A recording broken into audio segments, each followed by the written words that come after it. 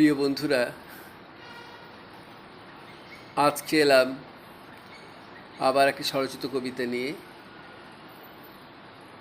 কবিতাটির নাম মন তোমাকেই চায়। কলমে ও কণ্ঠে মনোজ ভট্টাচার্য।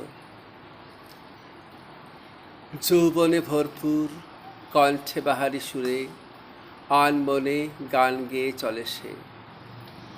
রঙিন চশমা চোখে মনে কিছু স্বপ্ন এঁকে মন চায় তাকে কাছে পেতে। যে বয়সের দামালপনা স্ব আবেগে আঁকড়ে ধরা, চুপি সারে কথা বলা আড়ালে আড়ালে।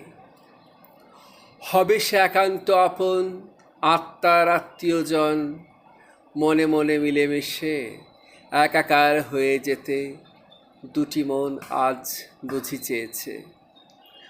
উদ্ভ্রান্ত উদাত্ত কণ্ঠে চিৎকার করে করে বলতে ইচ্ছা করে যে, তুমি কি আমার হবে, আমার জন্যে তুমি রবে, মনে প্রাণে শুধু আমারই হয়েই থাকবে।